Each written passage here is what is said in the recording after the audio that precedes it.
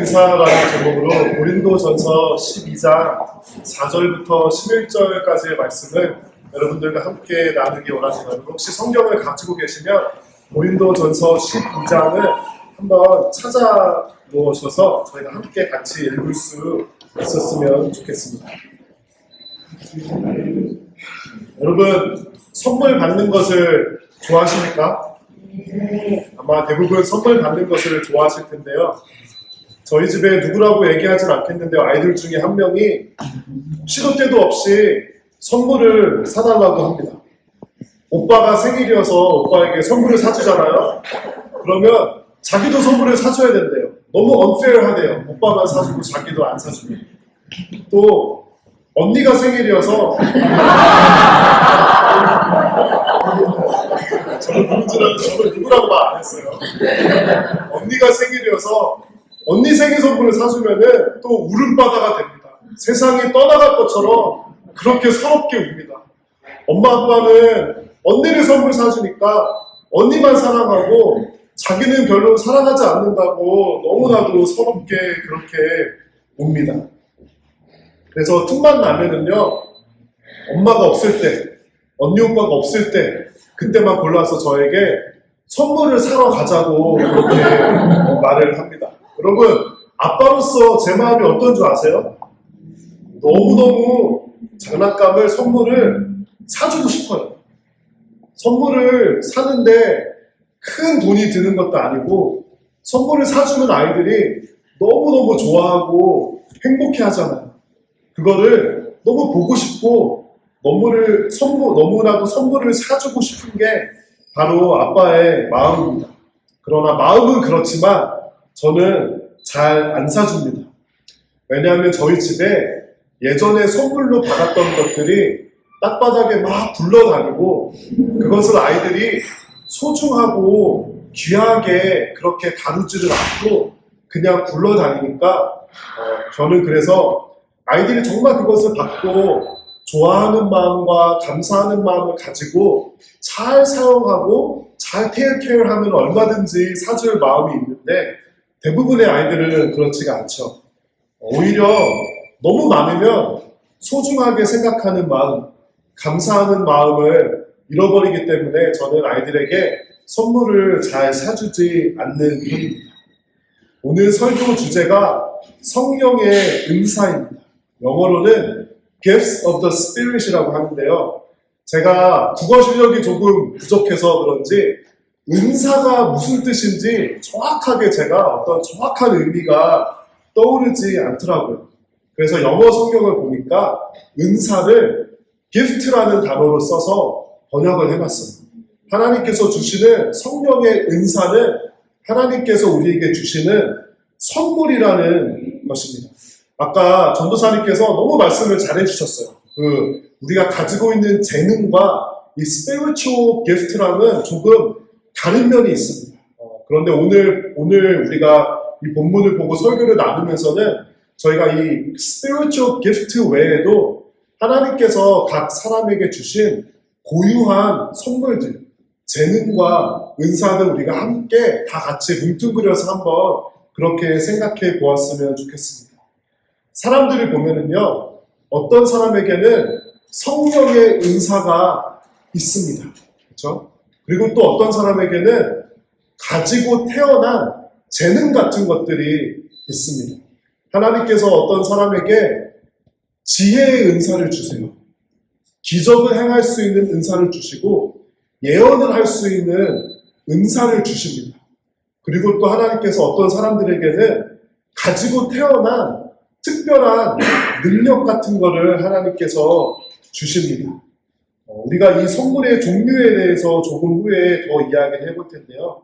하나님께서는 왜 우리에게 이런 은사와 선물을 주실까요? 왜 주실까요?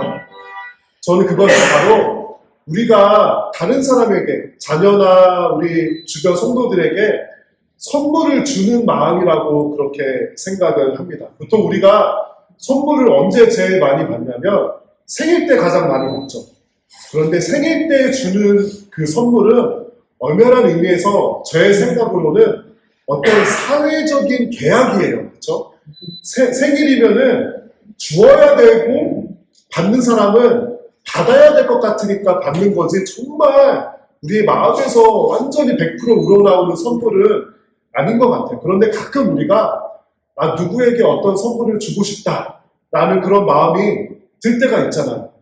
그것은 그 선물을 받는 사람이 그 선물을 정말 deserve해서 받을만 해서 주는 것인가요? 아니면은 주는 사람의 마음의 기쁨과 마음의 원함으로 주는 것인가요?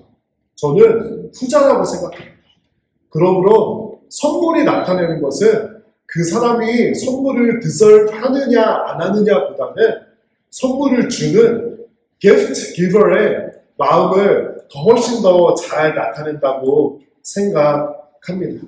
그래서 생일도 아니고 아무 날도 아닌데 그냥 생각나서 주고 싶은 마음으로 주는 선물이 저는 가장 소중하고 귀한 선물이라고 생각합니다. 만약에 우리 자녀들이 또는 우리 주변 성도분들이 어떤 사람이 선물을 deserve해서 받는다면, 받을만 해서 받는다면은 사실은 그 선물은 그 사람에게 어떤 면에서는 상처가 될 수 있을 것입니다. 왜냐하면 예를 들어서 자녀가 2명이 있는데, 예를 들어서 한 명은 A를 받았어요. 그래서 그 친구한테는 100불짜리 선물을 사줘요. 둘째 자녀는 C를 받았으니까 한 3, 40불짜리 선물을 사줘요. 그러면은 어떤 메시지가 될까요? 나의 퍼포먼스에 의해서 선물을 받는구나라는 메시지가 되겠죠. 하지만 똑같이 우리가 사랑한다면 똑같은 선물을 줄 것입니다. 여러분, 성경을 찾으셨으면 좀 버전이 달라도 상관없습니다. 저는 쉬운 성경으로 읽을 텐데요. 오늘 본문 4절부터 고린도전서 12장 4절부터 6절을 다 함께 읽어보도록 하겠습니다. 선물은 다양하지만 성령은 같은 성령이십니다. 섬기는 일은 다양하지만 주님은 같은 주님이십니다. 일하는 것은 여러 가지이지만 모든 사람 속에서 모든 일을 하시는 분은 같은 하나님이십니다. 선물을 우리가 받으면요, 처음에는 굉장히 기쁩니다. 그런데 여러분, 혹시 세뱃돈 받을 때 제가 이런 경험을 해봤는데요. 세뱃돈을 받잖아요. 그런데 저는 누나가 있어요. 누나가 나이가 많다고 가끔 누나에게 더 많은 세뱃돈을 주시는 그런 친척분들이 계셨어요. 제가 세뱃돈을 받으면 너무 기쁘고 감사한데 제 누나가 더 많이 받은 것을 보면은 속에서 우그락부그락하고 속에서 뭔가 이렇게 분노가 끓어오르기 시작합니다. 왜냐하면 우리는 다른 사람이 받은 선물과 내가 받은 선물을 비교하려는 그런 본성을 가지고 있기 때문입니다. 그런데 선물을 주는 것은요, 값어치를 따져서 주는 것이 아니라 이 사람에게는 이게 정말 필요할 것 같아. 저 사람에게는 정말 그게 잘 어울릴 것 같아. 이 사람에게는 이게 꼭 맞는 선물이야 하고 주는데, 받는 우리는 자꾸 다른 사람은 얼마짜리 받았고 우리는 얼마짜리 받았고 이거를 우리가 따지기 시작하면은 선물을 준 사람의 마음을 오해하게 됩니다. 그렇죠? 내가 받은 선물의 액수가 작을지라도 나의 상황에 꼭 맞고 주는 사람의 마음이 담기고 의미가 담긴 선물이면 그것은 충분히 좋은 선물입니다. 그런데 하나님께서 우리에게 은사를, 선물을 주실 때도 우리가 때로는 은사 주시니의 마음을 오해합니다. 우리가 볼 때 다른 사람이 가진 은사가 훨씬 더 좋은 은사처럼 그렇게 보이는 거예요. 내가 가지고 있는 은사는 너무너무 작고 너무너무 초라하게 보이는 거예요. 저도 제가 거의 매주 이런 생각을 하고 이런 고민을 합니다. 나는 도대체 뭐를 잘할까? 나는 잘하는 게 하나라도 있을까? 라는 그런 고민과 그런 걱정과 그런 생각을 제가 저 자신에 대해서 많이 합니다. 그리고 다른 사람들이 가진 은사를 보면은 너무 부러워요. 저는 방언을 할지 모릅니다. 목사가 좀 방언을 해야 폼이 나는데 방언을 할지 모르니까 저는 방언을 하는 분들이 굉장히 부럽고 방언을 할 수 있도록 그렇게 기도를 했는데 아직까지 방언의 은사를 받지 못했습니다. 저는 다른 사람들이 가진 은사가 너무나도 부러울 때가 많아요. 그런데 그럴 때마다 사실은 우리가 하나님을 오해하는 겁니다. 하나님께서는요, 모든 하나님의 자녀들에게 은사를 주셨어요. 저에게도 주셨고 여러분들에게도 주셨습니다. 그렇기 때문에 다른 사람이 가진 은사에 집중하고 그것을 부러워하는 것은 하나님께서 우리에게 주신 그 기프트 기버의 마음을 우리가 오해하는 것입니다. 오늘 본문 말씀에서는 성령님께서 선물을 각 사람에게 다양하게 주셨다고 그렇게 말씀해 주시고 있습니다. 선물은 다양하지만 그 선물을 주신 분은 성령님 같은 분이십니다. 각 사람이 그 은사를 통하여서 선물을 통하여서 다른 방법으로 일을 하지만 모든 사람 속에서 모든 일을 하시는 분은 같은 분 하나님이십니다. 사람들은요, 은사를 가진 사람에게 집중합니다. 그렇죠? 예를 들어서 조금 더 은사의 범위를 넓혀서 우리가 사람이 가진 재능과 달란트도 한번 포함을 시켜봐서 얘기를 해봤으면 좋겠어요. 요즘에 한국인 중에 가장 가진 은사로 뛰어나게 그렇게 사는 사람이 제 생각에는 축구선수 손흥민 선수 같아요. 축구선수 손흥민 선수가 굉장히 축구를 잘하고 굉장히 유명하고 그 사람이 축구를 잘해서 받는 축구는 주급이라고 하더라고요. 한 주에 받는 돈이 몇억 원씩 된대요. 그러면 우리가 손흥민 선수 진짜 대단해. 손흥민 선수가 가진 그 축구의 재능이 너무 대단해 라고 생각을 합니다. 또는 사업을 잘하는 제프 베이소스나 그런 사람들을 우리가 보면서 저 사람들은 사업에 대해서 타고난 재능이 있어. 그렇게 우리는 그 은사와 재능을 가진 사람에 집중합니다. 그런데 그 기프트 기버가 누구시죠? 하나님이시죠. 오늘 본문에서는 은사에 집중하지 말고 은사를 받은 사람에 집중하지 말고 은사를 주신 그 하나님을 보라는 것입니다. 우리가 그걸 볼 때 어떤 일이 일어나면요. 저 사람에게 정말 내가 갖고 싶은 은사가 있어. 그런데 저 사람에게 은사를 주신 분은 하나님이셔. 다른 사람에게 특별한 재능과 달란트를 주셨는데 그 재능과 달란트를 통해서 그것을 사용해서 그 뜻을 이루고자 하시는 분은 바로 우리 하나님이셔. 그래서 우리가 사람과 은사에 집중하지 않고 기프트 기버에게 집중할 때 우리가 비로소 다른 사람을 질투하지 않고 우리가 하나님을 볼 수 있다라는 것입니다. 그리고 하나님께서는요, 그 은사를 주신 이유가 있어요. 그 은사를 사용하시기를 바라십니다. 7절 여러분 성경 가지고 계시면 다 같이 읽어보면 좋겠습니다. 성령께서 각 사람에게 나타나신 것을 공동의 이익을 얻게 하려는 것입니다. 그 목적이 무엇이냐면요, 각 사람이 가진 은사를 통하여 하나님께서는 공동의 이익을 추구하기를 원하십니다. 손흥민 선수가 기가 막힌 재능을 가지고 있어요. 축구 잘하는 재능. 그런데 자기가 축구 잘해서 자기 혼자 돈 많이 벌고 혼자 좋은 차 사고 좋은 집 사고 하는 것은 그 은사의 목적에 부합하지 않는 것입니다. 너무나도 많은 사람들이 하나님께서 주신 은사와 재능을 가지고 하나님의 나라를 이루며 살아가는 것이 아니라 자기 자신의 나라를 이루면서 살아갑니다. 하나님을 모르는 사람들은 충분히 그럴 수도 있을 것 같아요. 그런데 하나님을 아는 사람들조차, 하나님의 자녀라고 하는 사람들조차 그 은사를 가지고 나의 나라와 나의 왕국을 세우면서 그렇게 살아가는 것은 오늘 고린도전서 12장 7절의 말씀과 반대되는 것입니다. 성령님께서 우리에게 은사를 주신 이유는 공동의 이익을 얻게 하려는 것입니다. 우리에게, 만약에 여러분들에게 은사가 있습니다. 성령의 은사가 있고요. 지혜가 있고 지식이 있고 예언을 할 수 있고 기적을 할 수 있는 그런 은사가 있습니다. 그리고 그것은 공동의 이익을 위해 사용하셔야 합니다. 또 재능과 탤런트가 있습니다. 음악을 잘하고 운동을 잘하고 노래를 잘하고 컴퓨터 사이언스를 잘하고 직장에서 일을 잘합니다. 그것 또한 공동의 이익을 위해서 우리가 사용해야 한다는 것입니다. 그 말인즉슨 누군가에게 은사가 있다, 재능이 있다, 선물이 있다, 탤런트가 있다. 무슨 말이냐면요, 이 모든 것들이 책임과 똑같다는 것입니다. 은사를 가진 모든 사람들은 공동체의 이익을 위해서 그 은사를 사용할 책임이 있다는 것입니다. 지금 이 포인트에서 만약에 스크린이 되고 있다면 제가 스파이더맨 그 애니메이션이 있어요.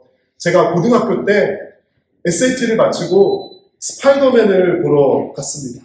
스파이더맨 영화를 보다가 제가 평생 잊을 수 없는 감동을, 은혜를 받았습니다. 스파이더맨의 그 삼촌이 스파이더맨에게 뭐라 그러냐면요, Great power always comes with great responsibility. 강한 힘에는 그만큼의 책임이 따른다. 우리 성도에게도 동일하게 적용되는 그런 원칙입니다. 여러분들이 은사를 가지고 계시죠? 재능과 탤런트를 가지고 계시죠? 거기에 따르는 책임이 있습니다. 그런데 너무 많은 사람들이 은사를 테이크하고 은사를 사용하는데 책임을 거부합니다. 그런 사람들은 그 은사를 가지고, 재능을 가지고 하나님의 나라와 하나님의 영광을 구하며 살 수 없습니다. 여러분, 은사가 있는데 책임을 다하지 않고 나를 위해서만 사용합니다. 그 사람에게 어떤 일이 일어날까요? 어떤 무서운 일이 일어날까요? 그 은사가 그 사람을 변질시키고 타락하게 할 것입니다. 결국에는 공동의 이익을 위해서 책임으로 사용되지 않는 은사는 그 사람을 결국에는 파괴시킬 것입니다. 성령님께서 우리에게 은사를 주셨잖아요. 은사를 다시 성령님께서 가지고 가실 수도 있을까요? 저는 그럴 수 있다고 생각합니다. 제가 이런 경험을 한 적이 있어요. 제가 예전에 한 10년도 더 된 것 같아요. 전도사로 사역을 하고 있는데 여러 가지 일들이 겹쳐서 너무 힘든 그런 시간을 제가 고스루하고 있었습니다. 제가 혼자 너무나도 힘들고 너무 외롭고 마치 이런 느낌이 들었어요. 열심히 노를 젓는데, 열심히 사역을 하는데 앞으로 가지 않고 뒤로 가고 있는 것 같은 너무 외로운 느낌을 받았습니다. 제가 그때 뭘 했냐면요, 제 핸드폰을 열어서, 저는 이렇게 글씨를 적는 거를 좋아하거든요. 글씨 쓸 수 있는 노트 앱을 딱 켜서 제가 하나님께 너무 힘들고 좌절된 마음에 이렇게 썼어요. 하나님, 저 오늘부터 전도사 안 할 겁니다. 이렇게 썼어요. 쓰고 나서 잊어버렸어요, 사실. 너무 마음이 힘들고 우울했는데, 근데 어떡합니까? 교회에서 월급을 주는데, 설교해야 되는데, 다음 주에 교회 안 갈 수가 없잖아요. 그래서 또 어쩔 수 없이 교회에 가서 완전히 진짜 하기 싫은데, 교회 너무 안 오고 싶은 마음으로 어떻게든 가서, 그때 당시에 고등부, 제가 전도사였는데 고등부 앞에서 설교를 했습니다. 여러분, 어떤 일이 일어났는지 아세요? 설교를 진짜로 literally 설교를 할 수가 없는 거예요. 머리가 백지가 돼서 아무 생각이 나지 않아요. 이제 그런 일들이 가끔 있긴 한데 저한테는 그런 일들이 잘 없거든요. 제가 그래서 이제 그런 상황이 되면서 이렇게 원고를 다 써놔요. 그래서 전혀 생각이 안 나니까 이거를 읽어야 되겠다, 그렇게 생각을 했습니다. 그래서 이거를 들고 읽기 시작했는데, 이 문장을 읽는데 제가 쓴 거거든요. 무슨 말인지 도저히 모르겠는 거예요. 진짜 마치 한글을 모르는 사람처럼, 난독증에 걸리는 사람처럼 이게 무슨 말인지 진짜로 도저히 모르겠는 거예요. 그리고 이거를 계속 읽을 수는 없으니까 잠시 내려놓고 보다가 이렇게 해야 되는데, 한 문장을 읽고 다음 문장을 봤거든요. 이거를 딱 떼면은 전혀 생각이 나지 않는 거예요. 그래서 그날 설교를 제가 진짜 어떻게 했는지 완전히 죽을 쓰고 정말 쥐구멍에 들어가고 싶은 마음으로 그날 제가 아무도 보지 않고 아무도 얘기하지 않고 그냥 집에 일찍 가버렸습니다. 너무 창피하고 그랬어요. 제가 저에 대해서 비밀을 알려드리면요. 제가 사실 머리가 진짜 안 좋아서 설교 준비를 열심히 이렇게 해봅니다. 이렇게 해놓고 설교하러 딱 서잖아요. 그러면은 저는 솔직히 내용이 기억이 잘 안 나요. 그래서 제가 이 설교 원고 드리는 거를 굉장히 안 좋아하는 게 이게 똑같이 하지 않을 때가 있어요. 왜냐면 애드리브를 하는 게 아니라 기억이 안 나서 그래요. 머리가 나빠서 기억이 안 나서 그러는 거예요. 그런데 저는요, 어떤 일이 일어나냐면 설교를 하면서 이게 퍼즐 피스가 맞춰지는 것처럼 머리에서 정리가 돼요. 저는 설교 준비를 하면서 이건 나도 무슨 말인지 모르겠다 이러다가 설교를 하면서 사실 정리가 되는 그런 편이거든요. 저는 그게 제가 솔직히 말하면 제가 가지고 있는 어떤 능력인 줄 알았어요. 저는 연습 때보다 실전에 더 강해요. 저는 그게 내가 가지고 있는 능력이라고 생각했고요. 저는 이렇게 사람들 앞에서 말하는 거를 별로 떨지 않아요. 그런데 제가 그날 뭘 깨닫게 됐냐면요.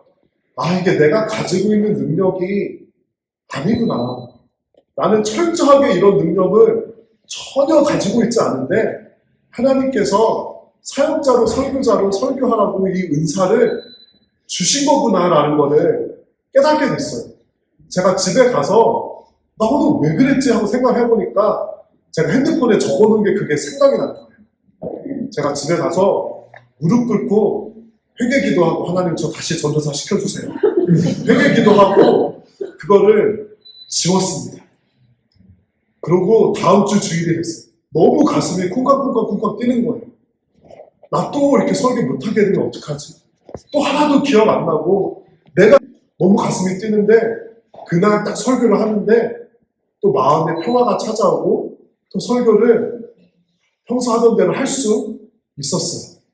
제가 그때 뭘 깨닫게 됐냐면 이것이 어떤 가지고 있는 능력이나 재능이 아니라 하나님께서 공동의 이익을 위해서 쓰라고 주신 선물인 것을 알게 됐어요.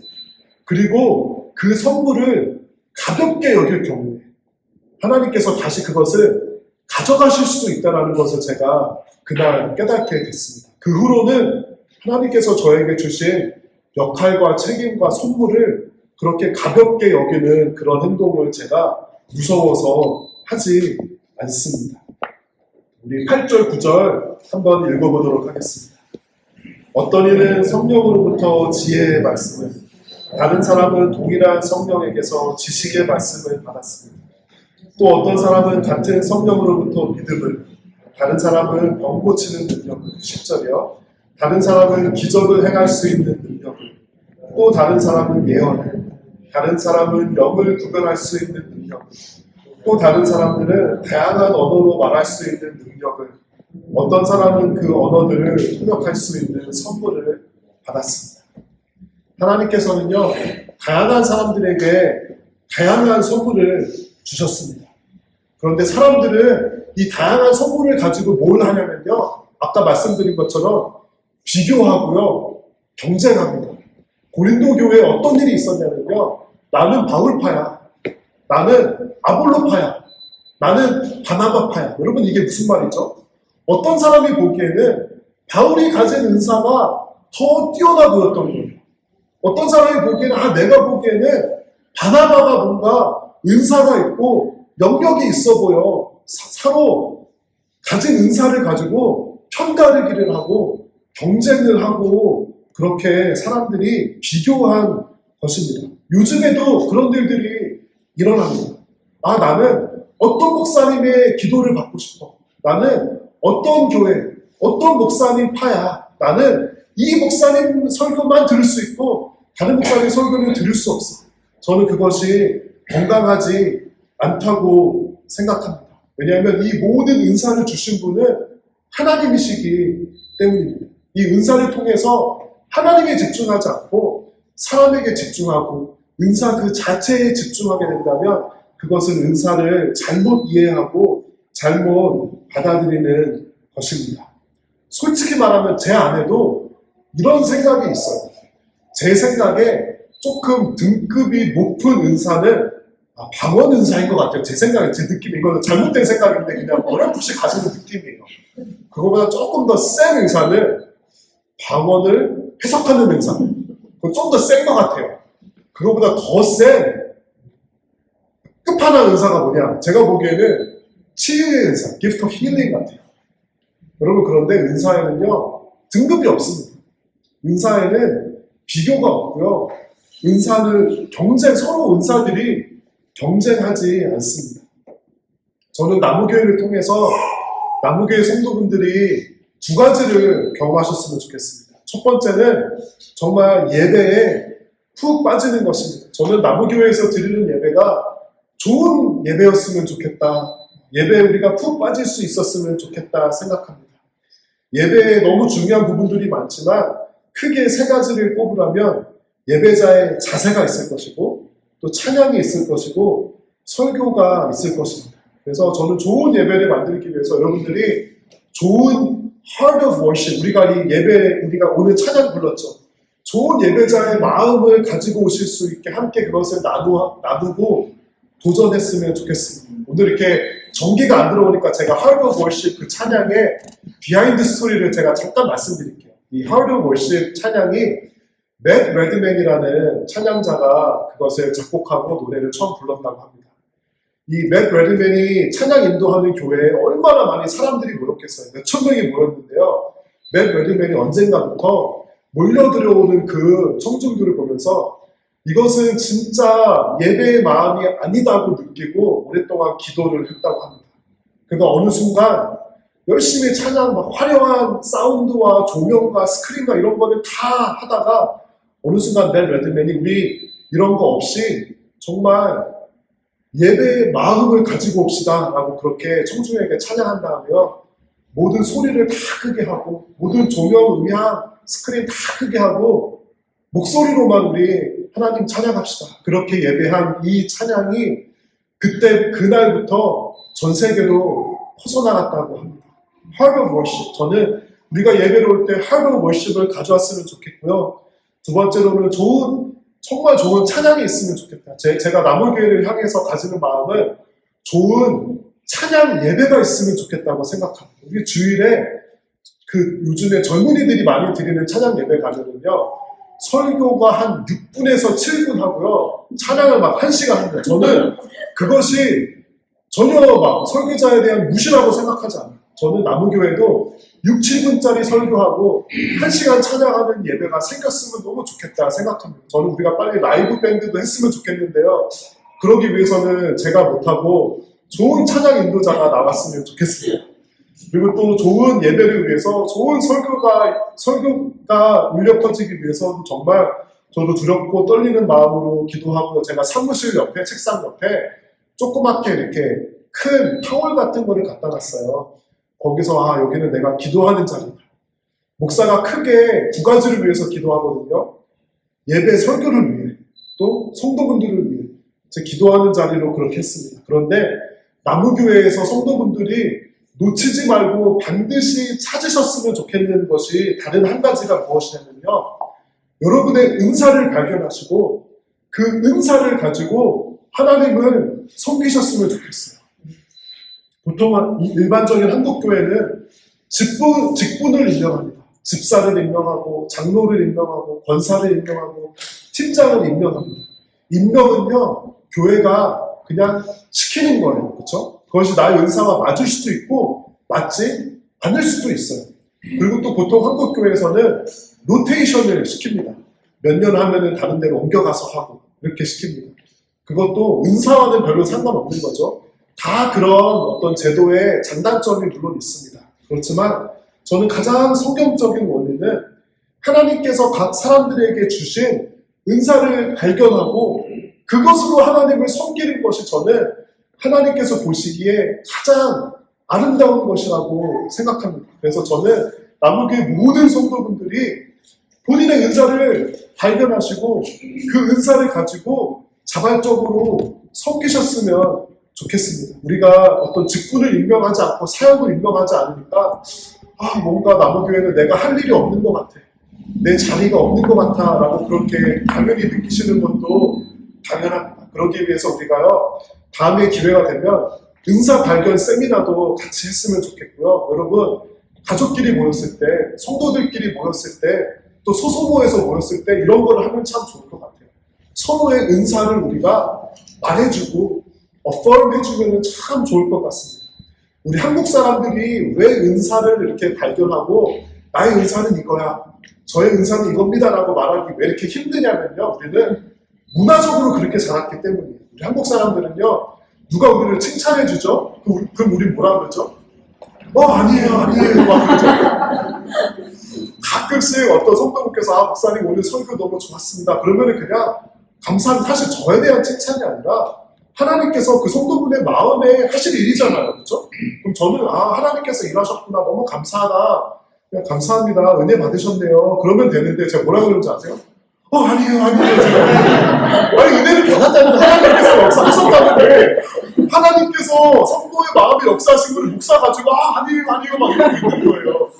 우리가 문화적으로 그렇게 자랐기 때문에 나의 은사를 자꾸 발견하고 내 은사가 이거라고 이렇게 하는 게 굉장히 우리가 힘들고 어렵습니다. 여러분, 그것은 잘못된 겸손입니다. 그것은 성경적인 문화가 아니라 그냥 한국적인 유교적인 문화입니다. 누가 여러분을 칭찬할 때 아니에요 그러지 마세요. 왜냐하면 하나님께서 주신 거지 여러분이 잘나서 그런 게 아니거든요. 그리고 누군가를 볼 때 칭찬 많이 해주세요. 그 사람의 은사를 이거 정말 잘하시네요, 정말 은사가 있으시네요 라고 그렇게 말씀해 주세요. 제가 시간이 많이 갔긴 하지만 제가 한 가지 이제 예화를 말씀드리고 마무리하려고 합니다. 저도 굉장히 지금도 나의 은사가 뭐지? 내가 뭘 잘하지라고 저도 매주 고민합니다. 저도 굉장히 유교적인, 미국에서 한국에서 살 때보다 더 많은 시간을 미국에서 보냈는데도 불구하고 이 어렸을 때 문화는 잘 바뀌지가 않는 것 같아요. 제가 신학교 다닐 때 그 신학생들이 교회 가서 직접 사역하는 거를 교수님들이 와서 체크하고 이제 평신도, 그러니까 같이 사역하는 평신도나 뭐 그런 분들을 인터뷰하고 이제 그런 과정이 있었어요. 이제 이름이 나탈리 핸드릭슨이라고 하는 여자 교수님이셨는데 이제 그분의 잡은 신학생들이 사역하는 교회에 쫓아다니면서 잘하나 보고 주변 사람들의 피드백을 받고 그것을 지도해 주는 것이 그분의 사역이고 역할이셨습니다. 이제 그분이 제 순서가 돼서 제가 사역하는 교회에 와서 너가 예배 인도하고 설교하는 거를 보고 싶다고 말씀하시는 거예요. 그래서 제가 당시에 이제 중등부 사역을 하고 있었거든요. 그러면 중등부 예배 오세요 이러니까 나는 너가 성인 예배에서 설교하고 사역하는 거를 보고 싶어, 그런 마음이 들어, 그렇게 해서 교수님께서 말씀해 주시는 거예요. 그래서 제가 근데 주일날 어른 설교 그거를 중등부 전도사 하기는 조금 그렇고 제가 이제 청년들 모이는 대학생 청년 예배 때 이제 설교를 해도 되냐고 이제 교회에 이제 허락을 구하니까 안 된대요. 전도사가 함부로 할 수 없대요. 그래가지고 어떡하지? 그래서 제가 어렵게 당시 제가 중등부 섬기고 있었는데 대학부 금요예배에 설교할 수 있는 기회를 얻어서 교수님께 금요일에 오실 수 있냐고 그렇게 이제 부탁을 드렸습니다. 그래서 어렵게 어레인지가 됐는데 또 다른 한 가지 문제가 뭐냐면요, 교수님이 계시다고 제가 원래 한국말로 하던 설교를 영어로 할 수가 없잖아요. 왜냐하면 이거는 예배지 교수님이 와서 하시는 평가가 아니잖아요. 그래서 제가 교수님께 양해를 드렸어요. 교수님, 제가 한국말로 설교를 보통 합니다. 그렇게 해야 됩니다. 괜찮겠습니까? 그러니까 교수님이 괜찮대요. 그래서 이제 한국말로 이제 대학부 예배 때 설교를 이렇게 했어요. 교수님이 자꾸 신경이 쓰이는데 그래도 이제 하고 또 예배 중간에 하나님께 드리는 예배니까 중간에 막 교수님을 얘기하고 이럴 수 없어서 설교 끝나고 교수님 모르는 척하고 반대쪽 가서 그냥 앉아버렸어요. 그 한국말 예배를 교수님 끝까지 들으신 다음에 저는 너무 죄송하고 미안하고 교수님이 어떤 평가할 게 없는 거예요. 하나도 알아듣지를 못했으니까. 그래서 저는 이걸 어떻게 하지 했는데 누군가 제가 그래서 이제 있었는데 예배 끝나고 누군가 제 어깨에 손을 딱 얹는 거예요. 돌아보니까 교수님이셨어요. 교수님이 저한테 뭐라 그랬냐면요, 스카, 너가 예배 인도하고 설교할 때 너도 느꼈니? 그러는 거예요. 그래서 뭘 느꼈다는 거죠? 이러니까 교수님이 나는 무슨 말인지는 모르겠는데 다 알아들었어 그러시는 거예요. 이게 무슨 말인지 한국에 막 옛날에 계셨었나 그랬는데 무슨 말이냐면요, 이분이 제가 예배 인도하고 설교할 때 성령님께서 거기를 막 이렇게 운행하시는 것을 느끼셨대요. 그러면서 그분이 저한테 예언을 해주셨어요. 스카, 나는 너가 앞으로 평생 예배 인도하고 설교하는 것을 통해서 너가 말할 때마다 성령님께서 움직이시고 운행하는 게 나는 느껴졌어. 너가 하나님의 말씀을 가르칠 때마다 그 성령님이 너를 따라다니시고 그 사람들의 마음에 운행하여 주실 거야. 너는 이 은사를 가지고 이것을 평생 소중하게 생각해야 돼. 이것은 모든 신학생에게 하나님께서 이 은사를 주시지는 않아. 이걸 소중히 간직해. 그리고 개발해. 교수님께서 저한테 그렇게 말씀해 주셨어요. 제가 그때 얼마나 눈물을 흘렸는지 몰라요. 저는 항상 나는 뭐를 못해. 나는 뭐 부족해. 나는 은사가 없어. 이렇게 생각하는 사람이었거든요. 지금도 조금 그런데 교수님께서 그 너무나도 축복된 언어로, 예언의 언어로 저의 은사를 그렇게 affirm 해주셨을 때 제가 그것을 붙잡고 그런 은사의 affirmation을 붙잡고 지금도 사역하고 있습니다. 하나님께서 여러분에게 은사를 주셨어요. 그 은사를 부정하지 마시고 거부하지 마세요. 그리고 그 은사를 여러분을 위해서 사용하지 마시고 공동의 이익을 위해서 사용하시기 바랍니다. 그리고 그 은사를 다른 사람의 은사가 보이시죠? 칭찬해 주세요. 그것이 그 사람을 향한 칭찬이기도 하지만 하나님을 향한 감탄입니다. 그 은사를 주신 하나님을 예배하시고요. 소소모에서도요, 서로의 은사를 많이 나눠주시고 그 은사를 통하여서 여러분 세상을 섬기고 사람을 섬기고 교회를 섬기고 하나님을 섬겨주시기 바랍니다. 11절 말씀을 제가 읽어드리고 오늘 설교를 마무리하겠습니다. 이 모든 일은 한 분이신 같은 성령께서 하시는 일입니다. 성령께서는 그분이 원하시는 대로 각 사람들에게 이런 것들을 나누어 주십니다. 성령님께서는 이미 여러분들에게 은사를 나누어 주셨고요. 그 은사를 통해서 성령님께서 일하시기를 원하십니다. 여러분, 여러분의 은사를 통해서 다른 사람의 은사도 일깨워 주십시오. 세상을 섬기고 사람을 섬기고 교회를 섬기고 교회를 섬겨서 여러분의 은사가 낭비되는 일 없이 여러분의 은사를 다시 하나님께서 거두어 가시는 일 없이 풍성하게 사용되는 여러분과 나무교회가 되기를 주님의 이름으로 축원합니다. 우리 다 함께 기도했으면 좋겠습니다. 우리의 은사를 위해서 기도했으면 좋겠습니다. 여러분, 잘못된 겸손하실 필요 없습니다. 한국 문화가 아니라 그리스도의 문화, 성경의 문화로 그 은사를 주신 하나님께 감사했으면 좋겠고요. 정말 나는 은사가 무엇인지 모르겠습니다 하시는 분들은 하나님 그 은사를 발견할 수 있게 그 여정을 시작할 수 있게 도와주세요. 그리고 여러분, 나무교회에 출석하시면서 나무교회의 성도이지만 나는 나무교회에서 무엇을 해야 할지 모르겠습니다. 나의 자리가 무엇인지 모르겠습니다 라고 느끼시는 분들은 여러분이 하실 일이 있습니다. 여러분이 꼭 이곳에 계셔야 할 이유와 그 자리가 분명히 있습니다. 그렇기 때문에 하나님께서 불러주신 겁니다. 하나님은 실수가 없으신 분입니다. 여러분이 나는 무슨 일을 해야 할지 모르겠어. 왜 있는지 모르겠어. 나의 자리가 없는 것 같아 라고 생각하시면 그것은 마치 하나님이 실수하신 것처럼 맞는 거예요. 그렇지 않습니다. 실수가 없으신 하나님께서 이곳에 불러주시고 은사를 발견하여서 은사를 통하여서 사역하기를 바라십니다. 은사를 발견하고 사용하는 하나님의 성도들이 일어나서 하나님을 아름답게 섬기고 세상을 섬기는 그런 성도가 되게 하여 주시옵소서. 우리 다 함께 기도하시겠습니다.